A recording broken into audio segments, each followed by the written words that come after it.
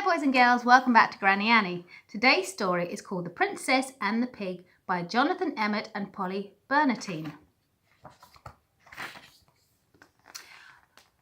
Not that long ago, in a kingdom not far from here, a farmer was travelling home from market with a cartload of straw. The farmer was so poor that he didn't have a horse and had to pull his own cart.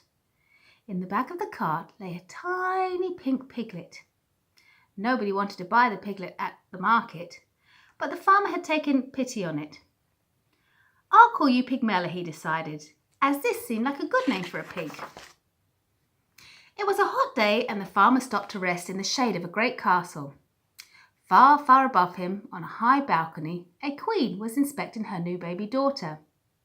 The queen was so rich that she had 7 nannies and didn't have to look after her own child.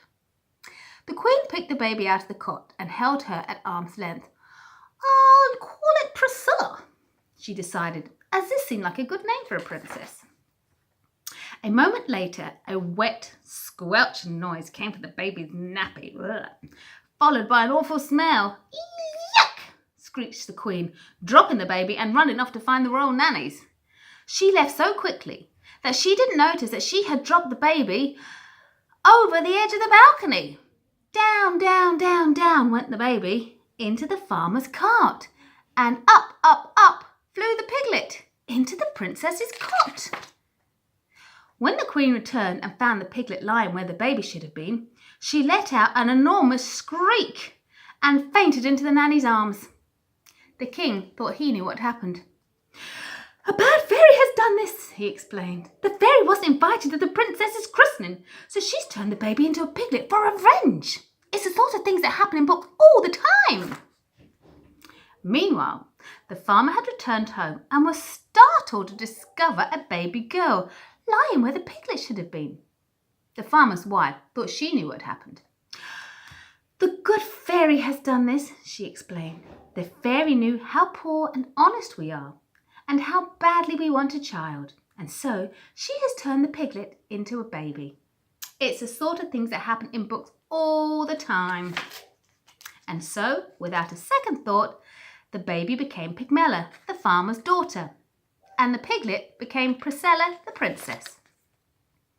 It wasn't long before Pigmella was able to eat and walk and dress all by herself, and the farmer and his wife soon forgot that she had ever been a pig.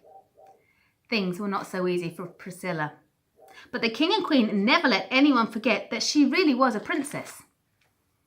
As Pigmella grew older, she grew clever and beautiful and was admired by everyone she met.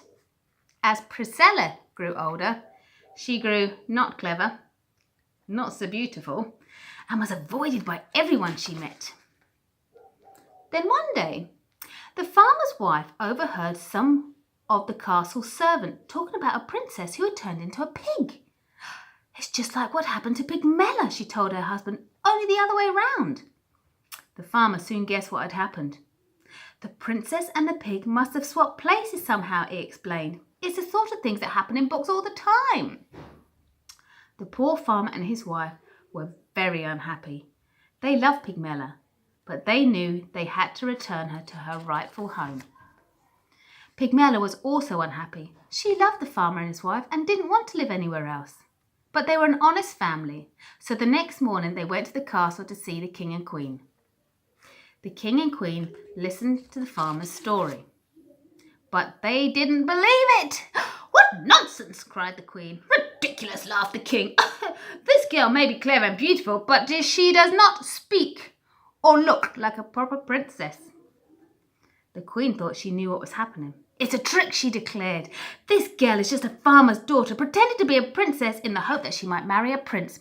It's the sort of thing that happens in books all the time." And so Pigmella returned home with the farmer and his wife, where she lived happily and married a young shepherd. They lived happily ever after, and she never once wished that she was a princess.